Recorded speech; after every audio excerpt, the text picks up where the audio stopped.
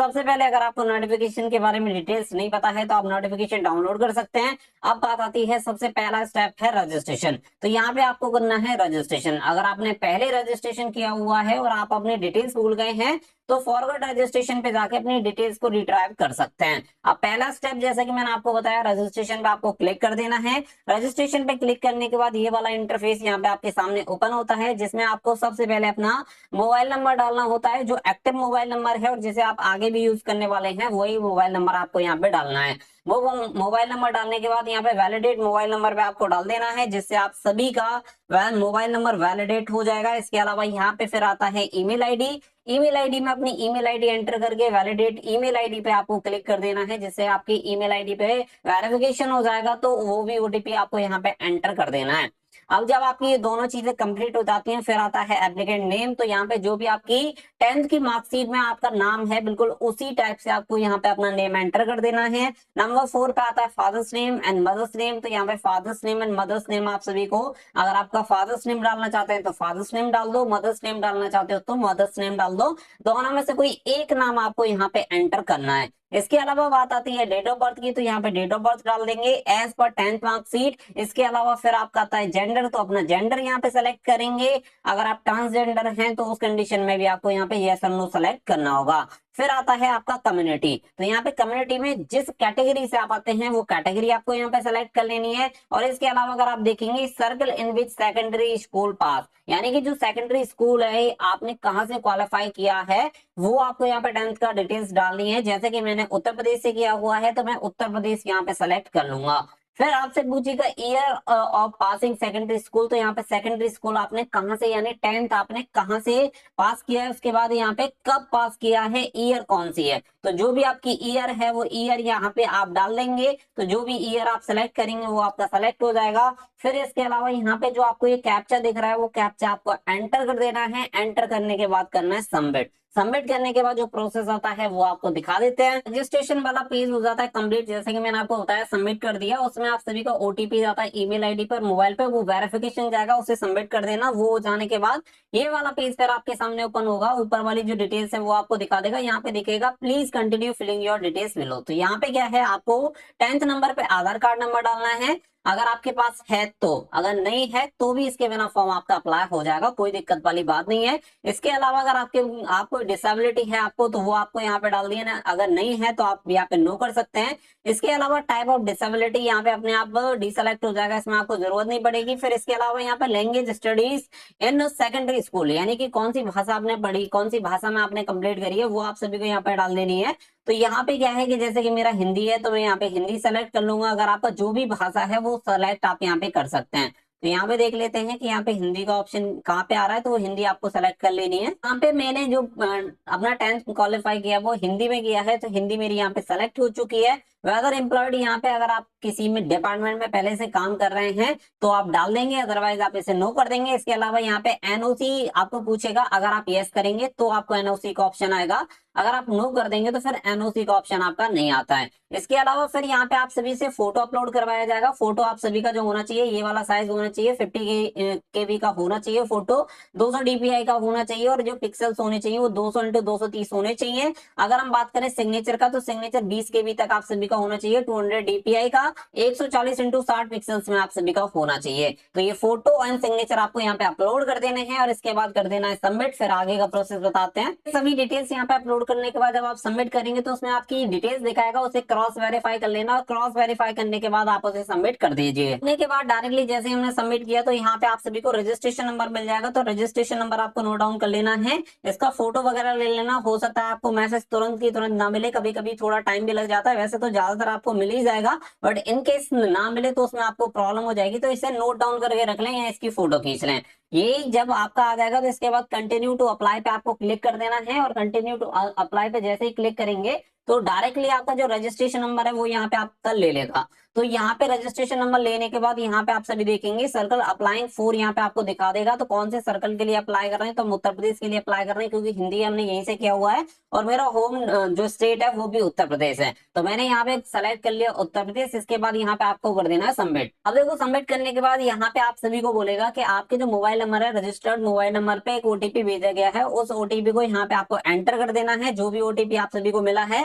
और नीचे जो आपको कैप्चा दिख रहा है उसे क्लिक करने के बाद यहाँ पे एंटर करने के बाद नेक्स्ट पे आपको क्लिक करना है। अब देखो ये डिटेल्स भरने के बाद ये वाला पेज आपके सामने ओपन होता है। जैसे ही मोबाइल नंबर ओटीपी आप यहाँ पे डाल देंगे, डालने के बाद आपकी कुछ डिटेल्स हैं वो आपको दिखा देगा। उसके बाद यहाँ पे आप सभी को अपना जो एड्रेस डिटेल्स होती हैं वो आप सभी को डालनी है, और क्वालिफिकेशन डिटेल्स यहाँ पे आप सभी को डाल देनी है। तो यहाँ पे जो भी आपका एड्रेस है वो एड्रेस यहाँ पे हम यहाँ पे फिल कर देंगे। तो एड्रेस में यहाँ पे अपना डाल दे रहा हूँ। तो यहाँ पे आप सभी का जो भी एड्रेस है वो एग्जैक्ट आपको यहाँ पे डाल देना है, गलती आपको बिल्कुल भी उसमें नहीं करनी है। तो यहाँ पे जो भी मेरा एड्रेस है वो मैं डाल दे रहा हूँ एग्जाम्पल के लिए, आप सेम कॉपी मत करना, मुझे तो बस आप सभी को ये फॉर्म भर के दिखाना है, इसीलिए मैं यहाँ पे सिंपल अपना डिस्ट्रिक्ट सब में भर दे रहा हूँ। अगर आपका प्रेजेंट एड्रेस और कम्युनिकेशन एड्रेस सेम है तो एज ए कम्युनिकेशन एड्रेस डाल देंगे, और दोनों अलग है कि परमानेंट एड्रेस आपका अलग है लेकिन अभी आप किसी और एड्रेस पे रह रहे हैं, तो यहाँ पे कम्युनिकेशन एड्रेस में जहाँ पे अभी वर्तमान में रह रहे हैं वो डाल देंगे, और जो डोमिसाइल आपका बना हुआ है जहाँ पे आपका घर है वो परमानेंट एड्रेस यहाँ पे डाल देंगे। अब मेरा दोनों सेम है तो सेम एज कम्युनिकेशन एड्रेस पे मैंने क्लिक कर दिया है, तो सेम यहाँ पे ले लिया है।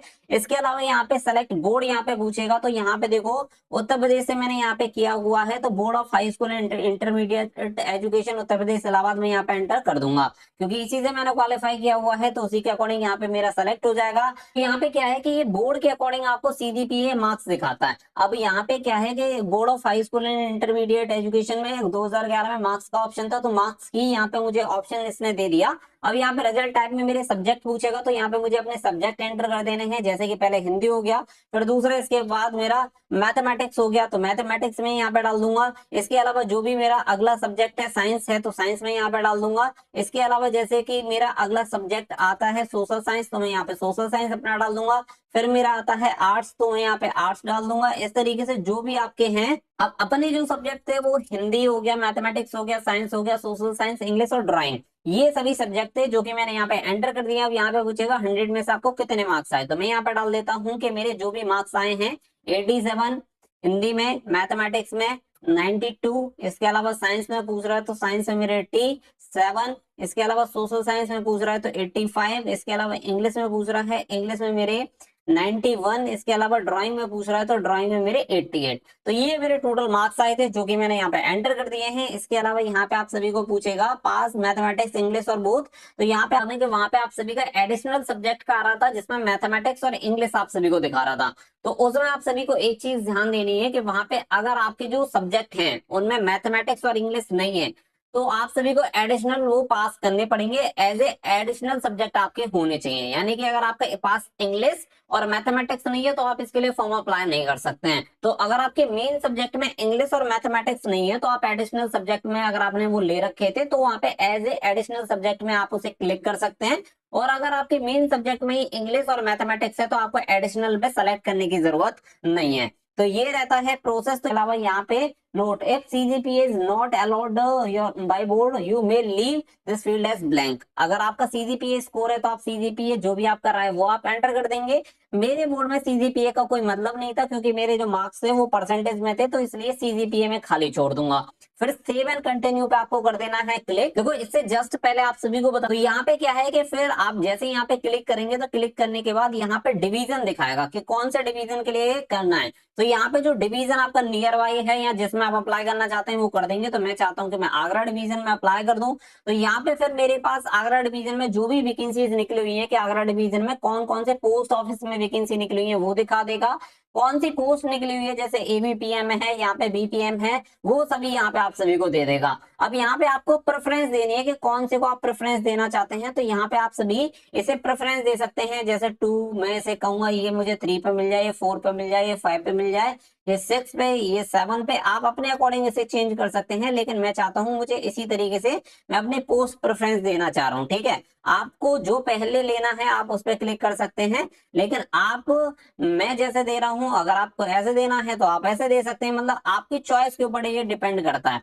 मैं तो सिंपल बस आपको एक एग्जांपल देने के लिए सारी चीजें बता दे रहा हूं, लेकिन आपको देना जो प्रेफरेंस है वो सभी में आपको प्रेफरेंस देते ना, ऐसा नहीं करना है कि किसी को आप खाली छोड़ें। तो मैंने यहाँ पे सभी में अपना प्रेफरेंस दे दिया है, सभी को भर दिया है, और यहाँ पे करने के बाद आई हेयर आई डिक्लेयर दैट पे आप कर दूंगा क्लिक, और इस पे क्लिक करने के बाद यहाँ पे सेव एंड प्रोसीड पे कर दूंगा क्लिक। ऐसे क्लिक करूंगा, यहाँ पे दिखा देगा data submitted successfully, please pay the fees to complete application process. तो यहाँ पे प्रोसेस को कंप्लीट करने के लिए अब मुझे फीस पे करने की जरूरत पड़ेगी। जैसा कि आप सभी जानते हैं मैंने जनरल कैटेगरी से फॉर्म अप्लाई किया है, तो यहाँ पे 100 रुपीज एप्लीकेशन फीस है जो कि मुझे अभी पे करनी पड़ेगी। तो मैं उस पर चलता हूँ। अब यहाँ पे कुछ इस तरीके का प्रोसेस दिखा देगा, एप्लीकेशन नंबर दे देगा, मोबाइल नंबर दे देगा, आपका नाम दिखा देगा, कैटेगरी दिखा देगा। तो यहाँ पे मेक पेमेंट पे कर देना है आपको क्लिक। मेक पेमेंट पे क्लिक करने के बाद अगर आप चाहें तो net banking, credit card, debit card, QR code, UPI, wallet कुछ भी यूज कर सकते हैं। तो मैं यूज करूंगा क्यूआर कोड। तो भीम यूपीआई पे क्लिक करने के बाद मेक पेमेंट ऑफ 100 रुपीज, यहाँ पे मेरा क्यूआर कोड दिखा देगा, और मैं सिंपल इससे क्यूआर कोड को कर दूंगा स्कैन, तो मेरी फीस हो जाएगी कंप्लीट। तो मेरी फीस जैसे ही मैंने किया, एप्लीकेशन सबमिटेड सक्सेसफुली यहाँ पे दिखा रहा है, तो मेरा एप्लीकेशन फॉर्म हो चुका है सबमिट। तो यहाँ पे आपको कर देना है सिंपल क्लोज। क्लोज करने के बाद आप अपने एप्लीकेशन फॉर्म का ले सकते हैं प्रिंट। तो इस तरीके से आप अपना एप्लीकेशन फॉर्म कंप्लीट कर सकते हैं और जीटीएस की वैकेंसी के लिए फॉर्म अप्लाई कर सकते हैं। कोई भी डाउट एंड क्वेरी है तो आप कमेंट सेक्शन में लिख सकते हैं या इंस्टाग्राम पे फॉलो कर सकते हैं। मिलेंगे नेक्स्ट वीडियो में। तो थैंक यू फॉर वॉचिंग। जय हिंद, जय भारत।